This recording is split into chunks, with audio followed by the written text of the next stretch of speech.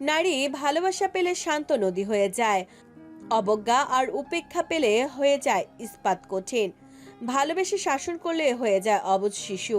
আবার এই নারী প্রয়োজনে হয়ে ওঠে জ্বলন্ত নীলবহ্নি শিখা, যার ভয়ঙ্কর প্রখর রুদ্র তেজে সমস্ত দুষ্ট শক্তি পুড়ে জ্বলে ভস্ম হতে বাধ্য। নারী বরাবরই এক রহস্যময়ী চরিত্র, যাকে হয়তো এক বাক্যে বর্ণনা করা কখনোই সম্ভব নয়। নারী তার প্রিয় পুরুষ থেকে প্রিয় মানুষ প্রত্যেককে যেমন ভালোবাসে, যত্ন করে আগলে রাখে, তেমনি প্রয়োজনে তাদের বাঁচাতে শত্রুর মস্তক ছেদন হেতু খাড়া হাতে তুলে নিত পিছু পা হয় না। বাড়িতে আনন্দের জোয়ার বইছে। একসঙ্গে দুই মেয়ের বাধাই করা ফলাফল যেন আনন্দের জোয়ার এনেছে দুলাল বাবুর পরিবারে।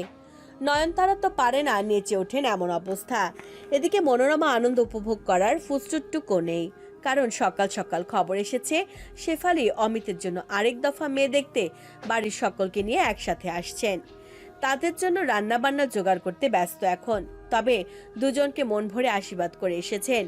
কিছুক্ষণ আগে নাকাশিপাড়া স্কুলের প্রধান শিক্ষিকা মহাশয় ফলাফল বের হওয়ার কিছুক্ষণের মধ্যে নিজে দুলাল বাবুকে ফোন করে অভিনন্দন জানিয়েছেন মেয়ে আর বৌমার সাফল্যের জন্য।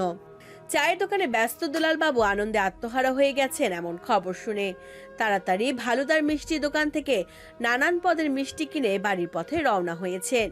আজ ছেলে মেয়েদের সঙ্গে নিয়ে খুব আনন্দ উপভোগ করবেন। মনে মনে ঈশ্বরকে ধন্যবাদ দিলেন তাকে সুন্দর একটা পরিবার দেওয়ার জন্য, যেখানে অর্থবিত্ত বৈভব না থাক, মন ভালো করার মতো সুখ শান্তি আছে।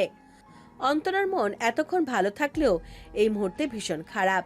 শ্যামলা মুখটায় রাজ্যের ঘনঘটা দুঃখের আধার নেমেছে। মনে মনে হাজার হাজার গালি দিচ্ছে নিজেকে। কি কুক্ষণে সেদিন অমন একটা দুষ্টুবুদ্ধি মাথায় খেলেছিল কে জানে। সেদিন যদি অমন কিছু না করত তাহলে হয়তো আজ সবকিছুই স্বাভাবিক হতো। সজলতা আর ওর মধ্যে আগের মতো স্বাভাবিক একটা সম্পর্ক থাকতো, সুন্দর দুষ্টু মিষ্টি একটা সম্পর্ক। কিন্তু আজ মানুষটা তাকে দেখেও না দেখার ভান করে চলে যায়, চোখের সামনে পড়ে গেলে মুখ ঘুরিয়ে নেয়। বারবার ক্ষমা চাইতে চেয়েও সাহসিক কুলায় না অন্তরার। ভেবে বুকটা কামড়ে উঠল অজানা ব্যথায়। জানালায় দাঁড়িয়ে তাকিয়ে রইল দূর মাঠের ওপারে ফসলি জমিতে। কিছুক্ষণ আগে সজল এসে অভিকে শ্রাবণীর সাফল্যের অভিনন্দন জানিয়ে গেছে। তখন অন্তরা দরজার আড়ালে লুকিয়ে শুনছিল সজলের কথা। আমি সত্যি খুব খুশি হয়েছি। ভাবতেই পারছি না যে শ্রাবণী এতটা ভালো ফলাফল করবে। মেয়েটার মেধা নষ্ট হতে দিস না, একটু আগলে রাখিস কেমন, একটু সাপোর্ট করিস, দেখবি ভবিষ্যতে মেয়েটা সবার মুখ উজ্জ্বল করবে। একবারও ওর কথা বলেনি সজল। ভাবতে কষ্টে চোখ দুটো ছলছল করে উঠল অন্তরার। অপরাধ বোধটা খচখচি উঠল মনে। হঠাৎ পাওয়া কষ্টের তীক্ষ্ণ তীর গাঁথল হৃদয় সূক্ষ্ম কোণে, পোড়ালো অন্তর মননে। বাড়িতে যখন মিষ্টি খাওয়া খাওয়াই চলছে, ঠিক তখনই বাড়ির সদর গেটের সামনে 4 চাকার গাড়ি নিয়ে হাজির হলো অমিত, সাথে শেফালি আর তার স্বামী ভাসুর বড়জা। আজ মেয়ের বাড়ি আরেক দফা দেখতে যাবেন তারা। তারপরই হয়তো বিয়ের পাকা দেখা শেষ করে তারিখ ফেলা হবে। গাড়ির দরজা খুলে সবাই বেরিয়ে বাড়িতে প্রবেশ করলো। সবাই বারান্দায় পাতানো চেয়ারে এসে বিশ্রামের জন্য বসতেই মনোরমা প্লেটে মিষ্টি সাজিয়ে রাখতে রাখতে সুখবর দিলেন সবাইকে। সবাই খুশি হলেও শেফালি মুখ ভেঙচি কাটলো, মনে মনে আওড়ালো, ঢং দেখে আর বাঁচি না। বৌমা নিয়ে এরা যা শুরু করেছে দেখেই গা চলে যাচ্ছে। মনোরমাকে কাছে ডেকে ঠেস দিয়ে বললেন, দেখিস এই মেয়ে ভবিষ্যতে আবার মাথায় উঠে পায়খানা না করে দেয়। কারণ মনে রাখিস, যেমন মা তার তেমন সা হয়। কোথায় শাসনে বেঁধে রাখবি তা না, বাড়ির বউ নিয়ে এত রীতিমতো পাগলামি শুরু করে দিয়েছিস তোরা, অসহ্য। মনোরমা শেফালির কথা কানে শুনে আরেক কান দিয়ে বের করে মুচকি হেসে বললেন, দিলে দেবে, ভবিষ্যতের কি হবে তা না আমি জানি আর না অন্য কেউ জানে। তাই বলে বর্তমানে তো আর মেয়েটাকে কটু দৃষ্টিতে দেখতে পারি না। তাছাড়াও আমাদের আরেকটা মেয়ে, বউ বলে কখনোই ভাবিনি আমরা। গাজালানি কথাটা বলে শেফালির কালিলেপা মুখটা দেখে মনে মনে হেসে ফেললেন মনোরমা। সেদিনে শ্রাবণীকে করা অপমানের একটু হলো বদলা নিতে পেরে বেশ স্বস্তি লাগছে তার। সময়টা তখন প্রায় দুপুর গড়িয়ে গেছে। অভি প্যান্টের পকেট থেকে শক্ত কেনা উপহারটা বের করে দেখে মনে মনে হাসলো। উপহার পাওয়ার পর শ্রাবণী মুখটা কেমন হবে ভেবেই পুলকিত হলো অন্তরে। শ্যামলা মুখে হাসি ছড়িয়ে পড়ল প্রিয়তমার হাস্যোজ্জ্বল মুখটা মনে করে। তাড়াতাড়ি সাইকেল চালিয়ে রওনা দিল বাড়ির পথে। সবেমাত্র বাড়ির সামনে পৌঁছেছে সে, এমন সময় একটি কালো রঙের 4 চাকার টাটা সুমো এসে ব্রেক করলো অভির সাইকেলের পাশে। ড্রাইভিং সিটের কাজটা নামিয়ে একজন সুদর্শন ব্যক্তি ডেকে উঠল অভিকে। বলল, এক্সকিউজ মি, এটা কি দুলাল বোসের বাড়ি? বিস্মিত দৃষ্টি মেলে দেখলো অভি লোকটিকে। ভালো করে চেনার চেষ্টা করলো, কিন্তু পারল না। মাথা নেড়ে সম্মতি জানিয়ে বলল। হ্যাঁ। লোকটা দরজা খুলে বেরিয়ে এসে দাঁড়ালো গেটের সামনে। চোখে কালো সানগ্লাস পরা, পেটানো শরীর, বেশ লম্বা চওড়া, 1 ফোঁটা মেদ নেই শরীরে। 2 হাত কোমরে রাখা হাতায় মাসল ফুলে উঠেছে। কয়েক মিনিট পর গাড়ির পাশের দরজা খুলে বেরিয়ে এলো একজন শাড়ি পরা সুন্দরী রমণী। সিল্কি লালচে রঙের লম্বা চুলগুলো শহরে মেয়েদের মতো ট্রিম করা। গায়ের রং যেন ফেটে পড়ছে। গাড়ির মাঝের দরজা দুপাশ থেকে খুলে আরো 2 জন মানুষ বেরিয়ে এলো, একজন ভদ্রলোক আর একজন ভদ্র মহিলা। তাদের পেছন পেছন বেরিয়ে এলেন ভবেশ বাবু। অভির বুঝতে অসুবিধা হলো না এরা কারা হতে পারে। নিঃসন্দেহে এরা শ্রাবণীর কেউ হবে। অভিকে দেখে ভবেশ বাবু কাছে এসে দাঁড়ালেন। মুখটা কাচুমাচু করে কাঁধে হাত দিয়ে বললেন, ভালো আছে অভি? এসো পরিচয় করিয়ে দেই, শ্রাবণীর বাবা মা আর মেসো মাসির সাথে। তুমি তো শশীকে দেখেছই, তাও আবার পরিচয় করিয়ে দিচ্ছি। প্রতাপ ভবেশ বাবুকে থামিয়ে দিয়ে বলল, ওসব পরিচয় পর্ব পরে করা যাবে, তার আগে বলো তো দুলাল বোস তোমার কে হন? অভি লোকটার বেয়াদবি দেখে থমকে গেল। তীক্ষ্ণ দৃষ্টি ফেলে ভালো করে স্ক্যান করলো লোকটাকে আপাতমস্তক। তারপর বলল, আমার বাবা। কথাটা শোনার সাথে সাথে প্রতাপ চোখ থেকে সানগ্লাসটা খুলে বুকের উপর বোতামের ফাঁকে গুঁজে দিয়ে বলল, এই অলোক, আমাদের শ্রাবণী এই ছেলেকে পছন্দ করে বিয়ে করেছে। I can't believe it. পরপর কথার ভাঁজে স্পষ্ট অবজ্ঞার আভাস। অভির ঘাড়ের রগ ফুলে উঠল রাগে। অলোক প্রতাপের কাছে এসে দাঁড়ালো, বলল, এখানে দাঁড়িয়ে না থেকে চলো ভিতরে যাই। বলেই একরকম অভিকে পাত্তা না দিয়ে বাড়ির ভেতরে প্রবেশ করলো সবাই। অলোক, প্রতাপ, শশী আর অলোকের স্ত্রী শশীর খুড়তুতো বোন চন্দ্রা। ভবেশবাবু পেছনে দাঁড়িয়েছিলেন। তিনি অভির কাছে এসে বললেন, চলো ভেতরে যাওয়া যাক। বাড়ির সকলে এই মুহূর্তে অবাকের চরম পর্যায়ে। বাড়ি ভর্তি অপরিচিত শহরে মানুষ দেখে সকলেরই ভাবনা ঊর্ধ্বমুখী। বারান্দায় দাঁড়িয়ে অবাক চোখে দেখছে অন্তরা, অমিত। দুলালবাবু শেফালির স্বামী আর ভাসুরের সাথে মেয়ে দেখতে যাওয়া নিয়ে আলোচনা করছিলেন। লোকজনের আওয়াজ পেয়ে তড়িঘড়ি করে ঘরের বাইরে বেরিয়ে এলেন। লুঙ্গির খুঁট কষে বাঁধতে বাঁধতে বললেন, আপনারা? আপনাদের তো ঠিক চিনতে পারলাম না। এর মধ্যে ভবেশবাবু ঢুকলেন। অভি এলো তাদের পিছে পিছে। দুলালবাবুকে দেখে বললেন, দুলাল, কেমন আছো? দুলালবাবু ভবেশবাবুকে দেখে বুঝতে পারলেন নির্ঘাত মোয়ের আত্মীয় এনারা। পাশে শশীকে দেখে প্রথমে চিনতে না পারলেও এখন চিনতে পারছেন এটা মোয়ের মা। এমনকি অলোককে দেখেও হালকা পাতলা মনে পড়ল। ভবেশবাবুর কথার উত্তরে হেসে উঠলেন, এই তো দাদা, ভালো আছি। কি সৌভাগ্য! আসুন আসুন, ভেতরে আসুন। আজকের দিনটা সত্যিই খুব ভালো। একসাথে এতগুলো খুশির খবর। কই অভির মা, কোথায় গেলে? আমার মৌমাকে ডাকো তাড়াতাড়ি। দেখো কারা এসেছে। আসুন না দাদা, ভেতরে আসুন। আপনারাও আসুন। ভবেশবাবুর কথার উত্তরে হেসে বলে উঠলেন। বলে অতিথি আপ্যায়ন করতে লাগলেন। মনোরমা অভির ঘরে বসে শেফালি আর তার বড় জায়ের সাথে শ্রাবণীর পরিচয় করিয়ে দিতে দিতে নানান রকম গল্প করছিলেন। এমন সময় দুলালবাবুর আওয়াজ পেয়ে তড়িঘড়ি করে ছুটে এলেন নিচে। উঠোনে এতগুলো অচেনা মানুষ দেখে একটু অবাক হলেন। তারপর হাসি মুখে শশী আর বাকি সবাইকে অনুরোধ করে বললেন ভেতরে আসতে। বারান্দায় পাতানো চেয়ারে বসে আছে সকলে। এইমাত্র ভবেশবাবু সকলের পরিচয় করিয়ে দিয়েছেন। সামনেই দাঁড়িয়ে আছে শ্রাবণী সহ বাড়ির বাকি সবাই। মনোরমা ব্যস্ত রান্নাঘরে অতিথিদের জন্য চা জল খাবার বানাতে। সকলের মুখে থমথমে কি ঘটনা ঘটতে যাচ্ছে তারই আগাম কল্পনাতে আঁচ করে। গলা খাকারি দিয়ে অলোক বললেন, বৌমা, তুমি কেমন আছো? মানে এখানে এই পরিবেশে ভালো আছো তো? খুব ভালো আছি মেশো, কিন্তু আমি বুঝতে পারছি না এতদিন পর হঠাৎ করে তোমাদের আমাকে কেন মনে পড়লো। এতক্ষণ প্রতাপ তার তীক্ষ্ণ দৃষ্টি মেলে শ্রাবণীকেই দেখছিল। সম্পূর্ণ বাঙালিয়ানা সাজে মেয়েটাকে পূর্ণাঙ্গ নারী লাগছে। কাঁচা হলদে বরণ ত্বকের উপর রক্ত লাল রঙের সুতির শাড়ি অদ্ভুত শোভা দিচ্ছিল মেয়েটাকে। অদ্ভুত সুন্দর মুখটায় বাচ্চা বাচ্চা গড়ন, তনু জুড়ে সদ্য যৌবনের উত্তাল ঢেউ।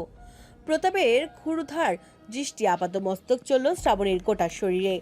অদ্ভুত ভঙ্গিতে হালকা ঠোঁট ছড়িয়ে হাসলো, মনে মনে বলল, বলতেই হবে, তারই তো রক্ত। মেয়ে তো নয়, যেন একেবারে স্বর্গের অপ্সরী। আর চোখে একবার অভির দিকে তাকালো, দেখলো ছেলেটা তীক্ষ্ণ দৃষ্টিতে তাকিয়ে আছে তারই দিকে। একটা তাচ্ছিলের ক্রূর হাসি অধরে ফুটিয়ে মনে মনে বলল, এই কেলে ছোড়া শ্রাবন্তীর পছন্দ হতেই পারে না। আমি শিওর এখানে কিছু না কিছু একটা কিন্তু তো অবশ্যই আছে। আমরা সবাই তোমার কাছে ক্ষমা চাইতে এসেছি মামুনি। কিসের জন্য ক্ষমা মাসিমণি? আসলে সেদিন তোমার মা না বুঝে তোমাকে দোষ দিয়ে ফেলেছিল, তাই এই অনাকাঙ্ক্ষিত বিয়েটা হলো।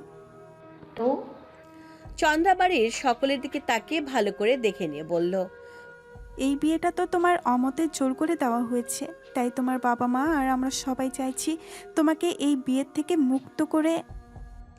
এসব আপনি কি বলছেন দিদি? বিয়েটা ভেঙে মানে? এটা কি ছেলে খেলা নাকি?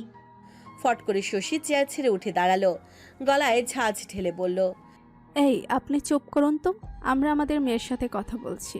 এই মুহূর্তে সিদ্ধান্ত শুধুমাত্র সেই নেবে। জন্মযাত্রী মায়ের থেকে মাতৃসম শাশুড়ির এহেন জঘন্য তিরস্কার দেখে শ্রাবণী মনে মনে গর্জে উঠল, কিন্তু মুখে কিছু বলল না। দুলালবাবু মনোরমার হাত চেপে ধরে থামিয়ে দিলেন, চোখের ইশারায় শান্ত হতে বললেন। অভিও চুপচাপ দাঁড়িয়ে আছে শ্রাবণীর দিকে তাকিয়ে, তীক্ষ্ণ নজর ফেলে বুঝতে চেষ্টা করছে তার অভিব্যক্তি। মনের মধ্যে প্রিয়তমার প্রতি অগাধ বিশ্বাস যাই হয়ে যাক না কেন, তার ভালোবাসা তাকে শেষ পর্যন্ত বেছে নেবে। শশী হেঁটে শ্রাবণীর কাছে গিয়ে দাঁড়ালো, মেয়েটার কাঁধে হাত রেখে ভালো করে দেখলো। মেয়েটার তার থেকেও খানিকটা লম্বা উচ্চতায়। ধীরে ধীরে শ্রাবণীর দৃষ্টিতে দৃষ্টি মিলিয়ে বলল, আমাকে ক্ষমা করে দাও মৌ, সেদিন সবার কথা শুনে আমার মাথা খারাপ হয়ে গেছিল, তাই অমন একটা ব্যবহার করে ফেলেছি। আই এম সরি বাচ্চা, আই এম সরি। বলেই জড়িয়ে ধরল নিজের বুকে। বেশ অনেকক্ষণ পর ছেড়ে বেশ অনেকগুলো চুমু খেলো শ্রাবণীর সারা মুখে, কপালে, গালে। দুটো হাত মুখের দুপাশে ধরে নিজের অঞ্জলিতে রেখে বলল, আমি আর তোমার পাপা তোমাকে নিতে এসেছি। এবার থেকে তুমি আর তোমার ছোট ভাই অর্ক আর তোমার পাপা আমরা সবাই মিলে একসাথে থাকবো। কি গো, তুমি কিছু বলো। বলেই শশী প্রতাপের দিকে তাকালো, ইশারায় বোঝালো কিছু বলতে। ইশারা বুঝে প্রতাপ চেয়ার ছেড়ে উঠে এসে দাঁড়ালো শ্রাবণীর পাশে। নির্বাক হয়ে দাঁড়ানো শ্রাবণীর দিকে তাকিয়ে বলল, মৌ সোনা, আমি জানি তোমার মনে আমাদের জন্য অনেক অভিমান জমেছে। আমরা কেন তোমাকে এখন নিতে এসেছি আর আগে কেন আসেনি, ব্লা ব্লা ব্লা, আরও অনেক কিছু হয়তো তোমার মনে চলছে। আসলে সত্যি বলতে কি জানো, আমি জানতামই না তোমার সাথে এমন একটা ঘটনা ঘটেছে। জানলে আমি এসব কিছুই হতে দিতাম না। তাই আমরা সবাই মিলে সিদ্ধান্ত নিয়েছি তোমাকে নরক থেকে নিয়ে যাব। তুমি এখানে থাকার যোগ্য নও, তোমাকে আমরা মহলে রাখতে চাই। তুমি সত্যি বলতে মহলে থাকারই যোগ্য। শ্রাবণীর আগে ফুঁসতে ফুঁসতে তাকালো প্রতাপের দিকে। দু চোখে যেন দাউ দাউ করে জ্বলছে আগুন, যার উত্তাপে ভস্ম করে দেবে সবকিছু। এর মধ্যে অমিত সবার মধ্যে বলে উঠল, আপনি একদম ঠিক বলেছেন, আমিও তাই মনে করি। অভি শ্রাবণীর মতো মেয়ের যোগ্যই না, বেকার ছেলে একটা। বউ পালার ক্ষমতা আছে ওর, এক পয়সা ইনকাম যার নেই। বলার সাথে সাথে অভির দুহাত মুহূর্তে মুষ্টিবদ্ধ হয়ে গেল রাগে। অগ্নিশিখা জ্বলে উঠল ভয়ঙ্কর ধারালো দুটো চোখে। অমিতের দিকে তেড়ে যেতে নিলে অন্তরা খপ করে অভির হাত ধরে টেনে ধরল। দুহাতে অভির কোমর জাপটে ধরে বলল, দাদা ভাই প্লিজ শান্ত হও, এখন মারামারি গন্ডগোল করার উপযুক্ত সময় না। অভি রাগের নাকের পাটা ফোলাতে ফোলাতে থেমে গেল। অমিত অভির দিকে তাকে ক্রূর হাসি হেসে বলল, তাছাড়া আপনারা হয়তো জানেন না, অভি আর মৌয়ের মধ্যে স্বামী স্ত্রীর মতো কোনো সম্পর্ক নেই। এই বিয়েটা সম্পূর্ণ একটা ভুল ধারণা থেকে হয়েছে। সবার মধ্যে যেন একটা বিস্ফোরণ ঘটল কথাখানা শুনে। ভবেশবাবু এতক্ষণ চুপ করে বসেছিলেন, কারণ তিনি নিজের ছোট ভাইয়ের একমাত্র সন্তান। তার আদরের মেয়েটাকে এভাবে এমন একটা ঘরে বিয়ে দিয়ে মানসিকভাবে ভীষণ অস্বস্তিতে ছিলেন। শ্রাবণীর কথা ভাবতেই অন্তর্দহনে শেষ হয়ে যেতেন মনে মনে। কাল রাতে যখন প্রতাপ শ্রাবণীর বিয়ের সমস্ত বৃত্তান্ত শুনতে চায়, তখন তিনি সবটা খুলে বলেছিলেন। পুরোটা পুঙ্খানুপুঙ্খভাবে শুনে প্রতাপ বলেছিল, এখানে ঘটনাটা যেমন সবাই দেখছে, আসল ব্যাপার হয়তো তেমন কিছুই নয়, বরং অন্য কিছু। শ্রাবণী বারবার কিছু বলতে চাচ্ছিল, যা শেষ পর্যন্ত বলতে দেওয়া হয়নি। এখানে এলে সবকিছু ঠিক করে জানা যাবে শুনেই তিনি আজ এসেছেন। ভীষণ উৎসুক হয়ে সবার মধ্যে উঠে দাঁড়িয়ে বললেন, কি বলতে চাইছো তুমি? অভি তো মৌয়ের দিদিকে ভালোবাসত, কিন্তু ওই মেয়েটা অভিকে ধোঁকা দিয়ে বিদেশি ছেলের সাথে বিয়ে করে নেয়। বিয়ের দিন অভির বন্ধুরা ওই মেয়ের বিয়ে ভাঙতে তাকে কিডন্যাপ করার প্ল্যান করে। তারপর ভুলবশত ওই মেয়েটার জায়গায় মৌয়ের কিডন্যাপ করে ফেলে।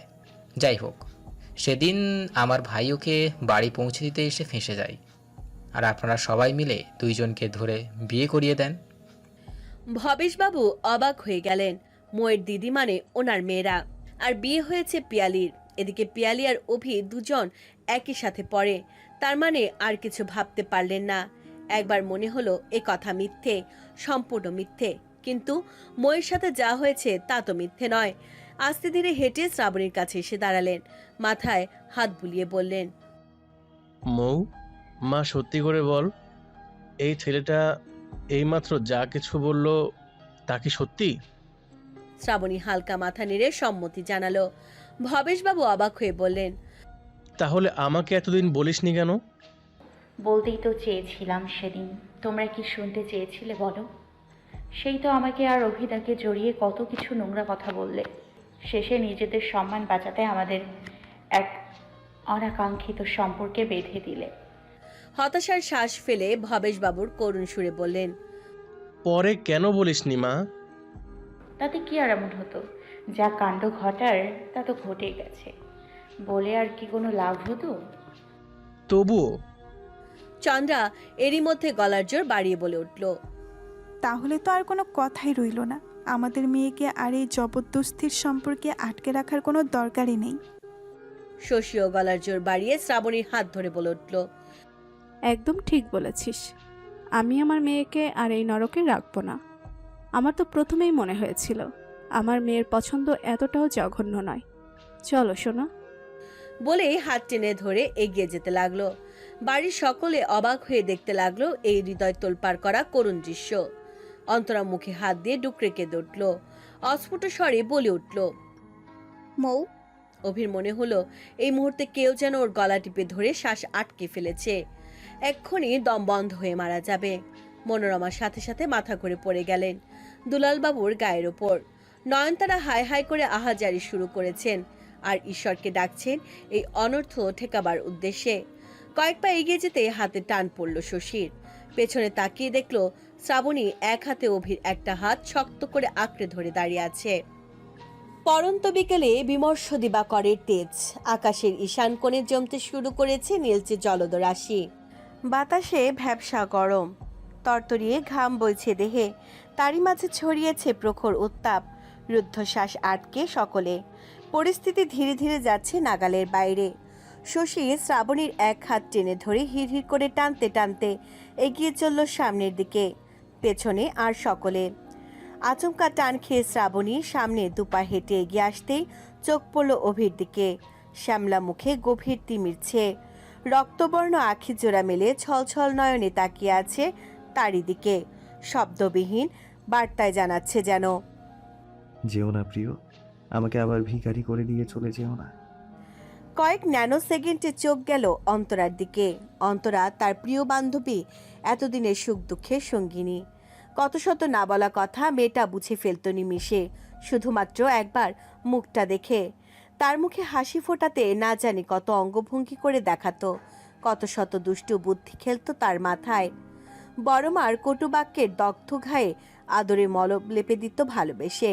সে বান্ধবী হাপুস নয়নে কাঁদছে। হঠাৎ চোখের সামনে মনোরমার জ্ঞান হারিয়ে পড়ে গেলেন মাটিতে। তাকে ধরলেন দুলালবাবু, তার চোখেও জল, কাকে সামলাবেন তিনি? এখন বাড়ির বউকে নাকি নিজের স্ত্রীকে? বুকের ভেতরটা ছলাৎ করে উঠল শ্রাবণীর। দম আটকেল মুহূর্তে। চোখের সামনে তার ভেঙে পড়ার দৃশ্যটুকু যেন গা কাঁপিয়ে দিল। মুখ দিয়ে অস্পষ্ট স্বরে বেরিয়ে এলো, মা। বুকের ভেতরটা জ্বলে পড়ে যাচ্ছে মেয়েটার। আহ, এই সেই মহিষী নারী যে কিনা বিগত বছরগুলিতে কখনো মায়ের অভাব বোধ হতে দেয়নি তাকে। এই সে মানুষ যে কিনা এমনভাবে বিয়ে হওয়ার পরও কখনো তাকে দোষারোপ করেনি, বরং নিজের মেয়ের মতো আগলে রেখেছে বুকের মাঝে পরম যত্নে, মায়ের উষ্ণতায়। গরম রক্ত তরতর করে মস্তিষ্কে উঠে গেল শ্রাবণীর। অপর হাতটি বাড়িয়ে খপ করে চেপে ধরল অভির হাত। নিজেকে শক্ত করে দাঁড়িয়ে পড়ল ওখানেই। শশী তখন প্রচণ্ড বেগে টানতে গিয়ে হাতে টান খেয়ে দাঁড়িয়ে পড়ল। তারপর পেছন ঘুরে তাকিয়ে দেখল শ্রাবণী এক হাতে অভির হাত টেনে ধরেছে। সেটা দেখে খ্যাক করে বলে উঠল, এই ছেলে হাত ছাড়ো। আপনি মনে হয় চোখে কম দেখছেন মিসেস দত্ত। আমার হাত অভিদা নয়, বরং আমি অভিদার হাত ধরেছি। বলে এক হ্যাচকা টানে নিজের হাতটা ছাড়িয়ে নিল শ্রাবণী। তারপর কণ্ঠে আগুন ঠেলে বলে উঠল, আপনি কার পারমিশনে আমার হাত ধরে এভাবে টেনে নিয়ে যাচ্ছেন? আমার স্বামী নাকি আমার শ্বশুর শাশুড়ি, কার? শ্রাবণের এহেন আচরণে শশীর চোখে মুখে বিস্ময় ছাড়িয়ে অলোক প্রতাপ, চন্দ্রা আর বাড়ির আর সকলে তাকিয়ে দেখছে মামের সম্মুখ সমর। কে কাকে কুপকাত করবে সেটাই এখন দেখার। চন্দ্রা তাড়াতাড়ি করে শ্রাবণীকে ধমকে বলে উঠল, বলল, মৌ, এটা কোন ধরনের বেয়াদবি? শশী মা হয় তোমার, তোমার উপর তার সম্পূর্ণ অধিকার আছে। তাছাড়া এরকম একটা ভুলভাল সম্পর্ককে মা হিসেবে কিভাবে মেনে নেবে ও? শ্রাবণী নিজের হাতের মুঠোয় অভির হাতটা শক্ত করে আঁকড়ে ধরে বলল, আমার ব্যবহার তোমাদের এখন বেয়াদবি মনে হচ্ছে, তাই না? তাহলে এতক্ষণ ধরে তোমরা আমার স্বামী আর শ্বশুর শাশুড়ির সাথে কোন ধরনের সম্মাননীয় ব্যবহার করছিলে একটু বলবে মাসিমণি? চুপসে গেল চন্দ্রা শ্রাবণীর কথায়। শ্রাবণী আবার বলল, কি যেন বললে তুমি? ও হ্যাঁ, মা হন নাকি উনি? মা হন নাকি উনি আমার? আচ্ছা, মা শব্দের অর্থ কি তা কি উনি জানেন? জিজ্ঞেস করে দেখো তো, বলতে পারেন নাকি? জানি পারবেন না, কারণ মা হতে গেলে সন্তানের প্রতি অপরিসীম ভালোবাসা থাকতে হয়। পৃথিবীর সমস্ত দুঃখ কষ্ট থেকে সন্তানকে বাঁচাতে বুকে আগলে রাখতে হয়। হাজার ঝড় তুফান এলেও সন্তানকে কোলের উষ্ণ গরমে বেঁধে রাখতে হয়, যাতে সে ভয় না পায়। এসব কি কখনো করেছেন আমার জন্য? করেননি। বরং যে বিভৎস কষ্টের সময় আমার তাকে সবচেয়ে বেশি প্রয়োজন ছিল, তখন তিনি মত্ত ছিলেন নিজের নতুন স্বামী আর সংসার নিয়ে। তাহলে সে আমার মা হয় কিভাবে? পুরো ঘর জুড়ে পিনপতন নীরবতা ছেয়ে গেছে শ্রাবণীর এক একটি কথা শুনে। বিনা শব্দে বোমা ফাটল যেন সেখানে। মনোরমার হালকা চেতন, হালকা অবচেতন অবস্থা। বিশেষ কিছু বলতে না পারলেও সবই শুনতে পারছেন। শ্রাবণী অভির হাতটা ছেড়ে দিয়ে মনোরমার কাছে এলো। পাশে টেবিলের উপরে রাখা জলের গ্লাসটা নিয়ে জল খাওয়াতে খাওয়াতে বলল, দেখেছো মাসিমণি, এই মানুষটার কাণ্ড। আমি এই বাড়ি ছেড়ে চলে যাব, সে কথা ভেবেই এতটা ভেঙে পড়েছেন। আমি যদি চলে যাই তাহলে তো মরেই যাবেন। তাহলে ভাবো আমাকে কতটা ভালোবাসেন। ইনি হলেন প্রকৃত মায়ের জলজান্ত উদাহরণ, যার সম্পূর্ণটাই খাঁটি মাতৃত্ব দিয়ে ভরা, এক ফোঁটা ভেজাল মেশানো নেই। ইনি হলেন আমার মা, আমাদের মা, এই বাড়ির লক্ষ্মী, এই বাড়ির অন্নপূর্ণা, আমাদের সবার আশ্রয়স্থল, ভরসার জায়গা, যার কোলে মাথা রাখলে সমস্ত কষ্ট নিমিষেই দূর হয়ে যায়। তাকে উনি কিছুক্ষণ আগে অসম্মান করেছেন, অপদস্থ করেছেন। বলে মনোরমাকে জড়িয়ে ধরল। নিজের বুকের মাঝে জড়িয়ে বলে উঠল, আমার উপর সমস্ত রকমের হুকুম জারি করার অধিকার একমাত্র আমারই মায়ের আছে। আর কাউকে আমি মা বলে চিনি না। আমার আর কোনো মা নেই, আর থাকলেও আমি মানি না। মৌ, ধরা গলায় বলে উঠলেন শশী। দুটো চোখ তার ভরে উঠেছে অশ্রুতে। অপমানে থমথমে হয়ে গেছে চেহারা। ফর্সা ত্বকে লালাভ বর্ণ ছড়িয়ে পড়ছে ধীরে ধীরে। শ্রাবণী শশীর কথা কর্ণপাত করল না যেন। মনোরমাকে আস্তে করে ধরে মেঝে থেকে উঠে দাঁড় করালো। তারপর এক হাতে নিজের কাঁধে রেখে মনোরমাকে ধরে বসালো চেয়ারে। পরম যত্নে গালের দুপাশে গড়িয়ে পড়া অশ্রুধারা নিজের আঁচল দিয়ে মুছিয়ে দিতে দিতে বলল, এইভাবে কেউ ভেঙে পড়ে বলো তো? উফ, কত ভয় পাইয়ে দিয়েছিলে। আরে বাবা, আমাকে তোমার কাছ থেকে নিয়ে যাবে। আরে বাবা, আমাকে তোমার কাছ থেকে নিয়ে যাবে এমন ক্ষমতা কারণ নেই, বুঝেছো মা? আমি তোমার মেয়ে, তোমার অভির বউ। অভির বউ কথাটা শুনে অভির ঠোঁটের কোণে লেপ্টে গেল হালকা হাসির রেশ। অন্তরাও চোখ মুছে চিন্তা হাসি ফোটালো অধরে। শ্রাবণীর কথা শুনে দুলালবাবুও কান্নার মাঝে হেসে ফেললেন আনন্দে।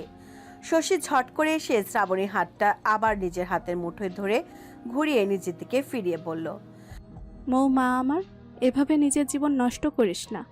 মানছি আমি অপরাধী, ভালো মা নই, কিন্তু আমি কখনোই তোর খারাপ চাইনি, বিশ্বাস কর মা।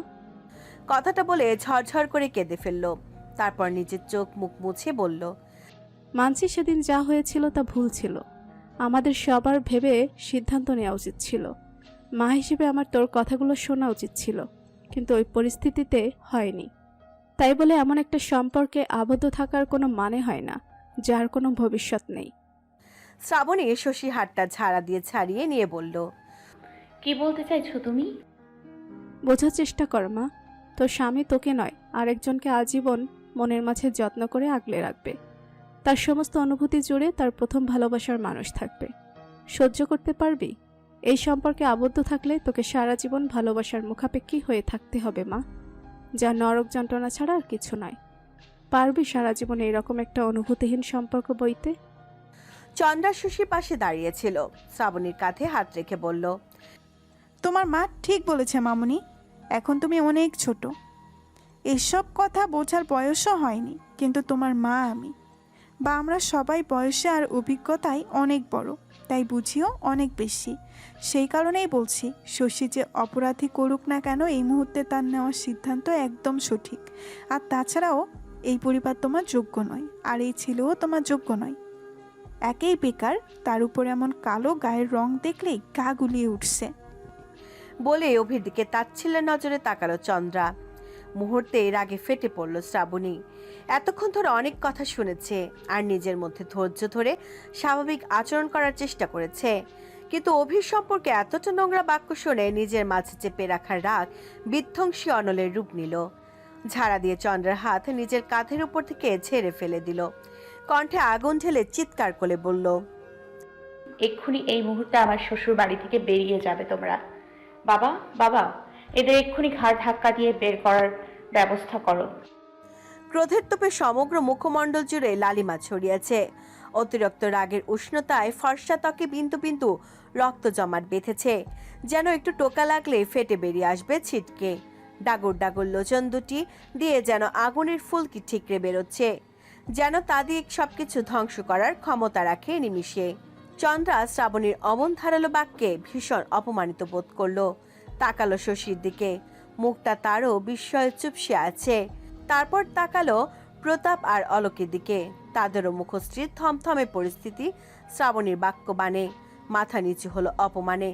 শ্রাবণী তখন রাগে ফুলছে ফোঁস করে, তার জোরে শ্বাস ছাড়ার শব্দ শোনা যাচ্ছে নিস্তব্ধ বারান্দায়। শশী থেকে শুরু করে উপস্থিত সকলে অবাক শান্তশিষ্ট মেয়েটার এমন ভয়ঙ্কর আচরণে। শ্রাবণী আবারও গলায় ক্রোধাগ্নির উত্তপ্ত লাভা ঢেলে বলল, অনেকক্ষণ ধরে তোমাদের আজেবাজে কথা শুনে যাচ্ছি। এত বড় সাহস তোমাদের, আমার সামনে দাঁড়িয়ে আমার স্বামীর সম্পর্কে উল্টাপাল্টা কথা বলো, তার গায়ের রং নিয়ে উপহাস করো। তোমাদের এখনো আমি ঘাড় ধাক্কা দিয়ে বের করে দেইনি, তোমাদের কপাল ভালো। তাই বলছি, সম্মানের সাথে বেরিয়ে যাও। শশীর দিকে ঘাড় ঘুরিয়ে তাকিয়ে বলল, আমার সংসার, আমার ভালো থাকা মন্দ থাকা এসব নিয়ে আপনার বা আপনাদের না ভাবলেও চলবে, তার জন্য আমার স্বামী আছে। চন্দ্রা আর বাকি সবার দিকে তাকিয়ে বলল, আর কি বললেন আপনারা? আমার স্বামী আমার যোগ্য নয়। আমার মনে হয় আমি তার যোগ্য নই। তার মতো সৎ, প্রতিভাবান, প্রতিষ্ঠাবান, পরিষ্কার, স্বচ্ছ মনের মানুষকে যে আমি কখনো স্বামী হিসেবে পাবো সত্যিই ভাবিনি। হয়তো গত জন্মে তপস্যা করেছিলাম, তাই তাকে এভাবে আমার জীবনে পেয়েছি, যার হৃদয়ের উজ্জ্বলতার কাছে সমস্ত রং এবং সমস্ত সৌন্দর্য সবকিছু ফিকে। তার গায়ের রং সবার কাছে কালো মনে হলেও আমার কাছে তা খাঁটি সোনার মতো। আপনাদের কাছে সে বেকার অপ্রয়োজনীয় মানুষ হতে পারে, কিন্তু আমার কাছে সে আস্ত একটা নির্ভেজাল স্পাতের সমান। যা দিয়ে পৃথিবীর সবচেয়ে ধারালো অস্ত্র বানানো যায়। এতটাই দামি সে আমার কাছে।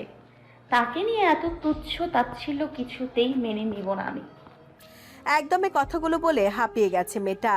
অতিরিক্ত রাগে বিভৎস ভয়ঙ্কর লাগছে তাকে দেখতে। এদিকে শ্রাবণের মুখ নিঃসৃত বাক্যগুলো শুনে অভি অন্তরে অন্তরে পুলকিত হয়ে উঠল আনন্দে। চোখে ভিড় জমালো আনন্দশ্রু। বুকের ভেতর চলতে থাকা হৃদযন্ত্রের প্রত্যেকটা ধ্বনি সগর্বে চিৎকার দিয়ে বলে উঠল, তুই হেরে যাসনি অভি, বরং জিতেছিস। জীবনের সেরা প্রাপ্তি তোর চোখের সামনে দাঁড়িয়ে, যারা এক আকাশ জুড়ে তোর জন্য ভালোবাসা ছড়ানো। চোখে জল, মুখে হাসি তার। সবার চোখের অলক্ষ্যে ডান হাতের তর্জনী দিয়ে আস্তে করে মুছে নিল তা অতি গোপনে। এদিকে আধার নেমেছে অমিতের চোখে মুখে। কি ভাবলো আর কি হলো?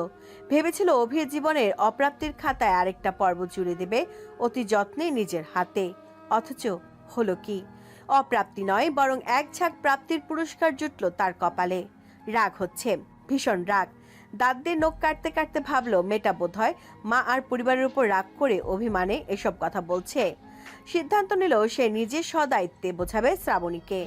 এতে যদি রাজি হয়ে যায় তাহলে দুটো লাভ: এক, অভিকে কষ্ট দেওয়া, আর দুই, শ্রাবণীর পরিবারের কাছে প্রিয় পাত্র হওয়া। যদি অভির আর শ্রাবণীর ছাড়াছাড়ি হয়ে যায় তাহলে একটা সুযোগ পাওয়া যাবে এই অনিন্দ সুন্দরীকে জীবনে পাবার। ভেবেই এক বিশাল আশায় বুক বাঁধল। তারপর গলা ছেড়ে শ্রাবণীর সামনে গিয়ে দাঁড়ালো। কণ্ঠে মধু ঢেলে বিজ্ঞের মতো করে বলল, দেখো শ্রাবণী, তুমি অনেক ছোট, জীবন সম্পর্কে তোমার ধারণা কম। বুঝতেই পারছি তোমার মনে অনেক রাগ আর অভিমান জমে আছে তোমার পরিবারের প্রতি, কিন্তু তাই বলে তুমি তাদের সাথে এমন ব্যবহার করবে? এটা কিন্তু ঠিক না। অভি অমিতকে দেখে আবারও রাগে হাতের আঙ্গুল মুষ্টিবদ্ধ করে ফেলল। থমথমে গম্ভীর মুখে এমন তির্যক চাহনি মিলে তাকালো যেন এই মুহূর্তে কাঁচা চিবিয়ে খাবে, শুধু একটা সুযোগের অপেক্ষা মাত্র। শ্রাবণী নিজের রাগ সবেমাত্র সামলাতে চেষ্টা করছে, তখনই অমিত আবার বলল, তাছাড়া তোমার মতো একটা মেয়ে এমন একটা পরিবারের যোগ্য, যেখানে অঢেল সম্পদে থাকবে, বাড়ি থাকবে, গাড়ি থাকবে, মান সম্মান থাকবে। আমার মনে হয় তোমার মা আর নতুন বাবার কাছে চলে যাওয়া ভালো। তারা তো তোমার খারাপ চায় না। একটু প্র্যাকটিক্যালি ভেবে দেখো, অভির কাছে থাকলে তুমি জীবনে কিছুই পাবে না, সারা জীবন দারিদ্রতা আর কষ্ট ছাড়া। আর ও তো তোমাকে স্ত্রী হিসাবে মানেই নেয়। তাই তোমার উচিত। বলার সাথে সাথে হাওয়ার বেগে একটা শক্ত হাতের ঘুষি পড়ল অমিতের বাম গাল বরাবর। শার্টের কলার চেপে ধরে আরও একটা শক্ত হাতের ঘুষি পড়ল ঠিক নাকের অগ্রভাগে। এমন অতর্কিত হামলায় নিজেকে সামলাতে না পেরে সাথে সাথে উল্টে চিত হয়ে পড়ল অমিত ভরা সবার মাঝখানে। ইতিমধ্যে নাকের ফোকর গলে বেরিয়ে এসেছে ফোটা ফোটা তাজা লাল রক্ত, যা দেখে শেফালি হাই হাই করে উঠল। বৃষ্টি কণ্ঠে চিৎকার করে দুই হাতে বুক চাপড়ে কেঁদে উঠল। আহাজারি করে বলে উঠল, হাই হাই, মেরে ফেললো, আমার বাবাটারে মেরে ফেললো। ওরে আমার একমাত্র বংশের বাত্তি শেষ করে দিল রে। ও বাবারে, ওঠ ওঠ বাবা, কথা বল। বলতে বলতে অমিতকে টেনে তুলল। ততক্ষণে অভির এরকম মারাত্মক আক্রমণাত্মক কাণ্ডে রীতিমতো হুলস্থুল পড়ে গেছে সবার মাঝে। অভি আবার অমিতের শার্টের কলার ধরতে যাবে দেখে তাড়াতাড়ি শ্রাবণী দুহাতের বন্ধনে জাপটে ধরল অভিকে। রাগে নিজের ভারসাম্য হারিয়ে ফেলেছে ছেলেটা। শ্রাবণী অভিকে ধরে সান্ত্বনা বাক্য বলে বোঝাতে বোঝাতে এক সাইড করে দাঁড়ালো। এদিকে অমিতকে নিয়ে শেফালি, অন্তরা আর দুলাল বাবু তাড়াতাড়ি করে ধরে একটা রুমের ভেতর নিয়ে গেলেন। যদিও ভীষণ রাগ হচ্ছিল, তবু বোনের ছেলে বলে আত্মীয়তা নষ্ট হবার ভয়ে চুপ করে গেলেন দুলাল বাবু। আবারও বারান্দা জুড়ে নীরবতা।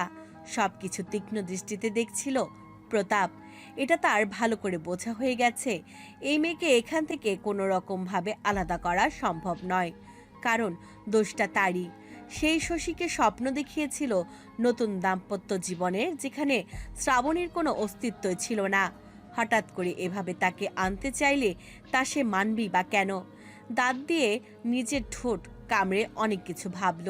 তারপর শশীকে বলল, আমাদের মনে হয় এখন বিদায় নেওয়া উচিত, কারণ মৌ তার জবাব আশা করি দিয়ে দিয়েছে।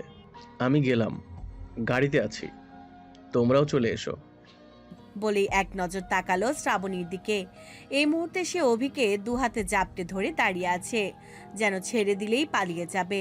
মনে মনে নিজেকে বলল, রিল্যাক্স প্রতাপ, রিল্যাক্স।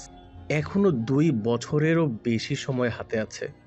ধীরে ধীরে দাবার চাল চালতে হবে, নয়তো চেকমেট দেওয়ার আগেই খেলাটা নষ্ট হয়ে যাবে। ভেবেই সদর দরজা দিয়ে বেরিয়ে গেল বাইরে। পরপর বেরোলো অলোক আর চন্দ্রা। শশী দাঁড়িয়ে রইল পাথরের মতো, যেন কেউ ওর সামনে একটা আয়না রেখে এইমাত্র ওর কুৎসিত চেহারাটা দেখিয়ে দিয়েছে সুনিপুণভাবে। শ্রাবণীর কথাগুলো বিষাক্ত তীরের মতো গেঁথেছে বুকে, রক্তাক্ত করেছে অন্তর, জ্বালাপোড়া করছে সেখানে। টুপটুপ করে ঝরে পড়ল 2 ফোঁটা নোনা জল, কাজলে আঁকানো চোখের কার্নিশ বেয়ে।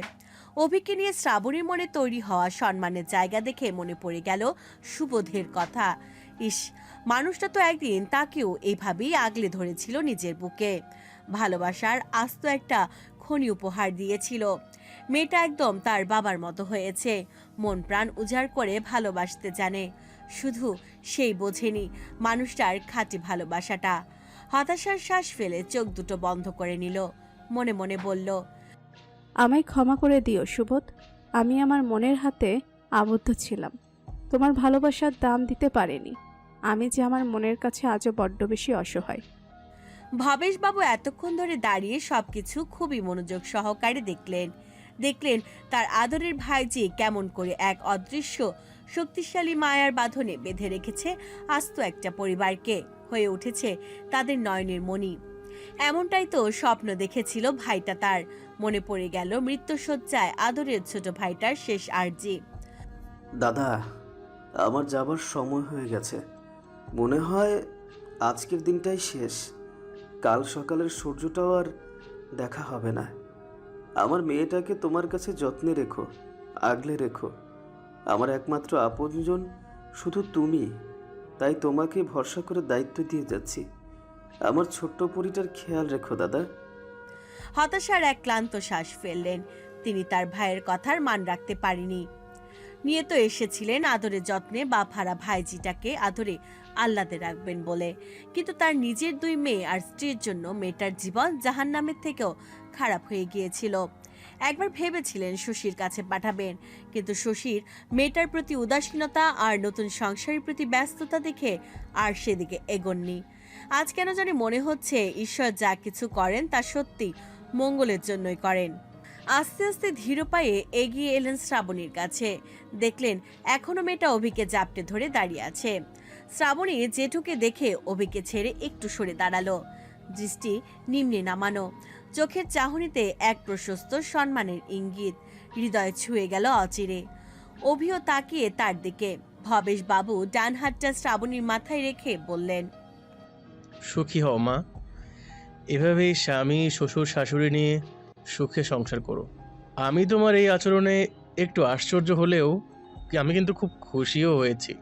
আসলে আমি তো ভাবতেই পারিনি আমার শান্তশিষ্ট এই মেয়েটা, তার মাঝে যে এত আগুনও আছে। যাই হোক, খুব সুখী হও, এই দোয়া করি। অভির দিকে তাকিয়ে হাত জোর করে ক্ষমা চাওয়ার ভঙ্গিতে বললেন, আমাকে ক্ষমা করে দিও অভি। আজ আমার মেয়ের জন্য তোমাদের দুজনের ফুলের মতো জীবন নষ্ট হয়ে গেল। আমি আমার মেয়েকে সঠিক শিক্ষা দিতে পারিনি। নিজেকে একটা ব্যর্থ বাবা মনে হচ্ছে জানো। যাই হোক, পারলে আমায় ক্ষমা করে দিও। অপরাধ নেবেন না জেঠু। আমি কখনোই পিয়ালির ক্ষতি চাইনি, আজও চাই না। আপনি মনে কোনো সংশয় রাখবেন না। আপনি নিঃসন্দেহে একজন ভালো মানুষ, একজন ভালো বাবাও। নইলে আজ শ্রাবণী সুস্থ হয়ে থাকতো না। কবেই নোংরা মানুষের ক্ষুধার্ত লিপসার খোরাক হয়ে যেত। তার জন্য আমি আপনার কাছে কৃতজ্ঞ। ভবেশবাবু চমকালেন কথার ধরন শুনে। এ কি শুনছেন তিনি? কে নোংরা দৃষ্টি দিয়েছে মেয়েটার ওপর? অবাক হয়ে বললেন, মানে কি বললে? বুঝতে পারলাম না। অভি তখন কাননের পুরো ব্যাপারটা খুলে বলল ভবেশবাবুকে। শুনে যেমন রাগ হলো তার থেকেও বেশি মাথা হেঁট হলো এসব শুনে। মনে মনে সিদ্ধান্ত নিলেন বাড়ি ফিরে এসে সবার একটা বিহিত বার করবেন, কারণ সব কয়টা সম্পর্ক বেলাগাম হয়ে গেছে। লাগাম টেনে না ধরলে সব শেষ হতে সময় লাগবে না। তারপর অভিকে আশীর্বাদ করে বেরিয়ে আসতে নিলে দেখলেন শশী তখনও ঠায় দাঁড়িয়ে। কাছে গিয়ে বললেন, মাতৃত্বের অধিকার ততদিন পর্যন্ত থাকে যতদিন মায়ের ভালোবাসার বন্ধন আর সন্তানের চারপাশে বেষ্টন করে থাকে।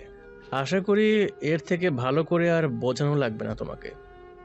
লজ্জায় মাথা নিচু করে নিল শশী। ভবেশবাবু হেঁটে চলে আসার পরেও সেও ধীরে ধীরে হেঁটে বেরিয়ে এলো বাড়ির ভেতর থেকে। গেট পেরিয়ে রাস্তায় উঠে আরো একবার তাকিয়ে দেখলো পেছনে ফেলে আসা বাড়িটাকে। আজ এক দুঃসাহসী নারীর কাছে হেরে ফিরে যাচ্ছে সে। যতটা খারাপ লাগছে তার থেকে বেশি কষ্ট হচ্ছে এটা ভেবে যে যাকে সে এতদিন ব্রাত্য করে রেখেছিল আজ চিরতরে তাকেই ত্যাগ করে দিয়েছে সে।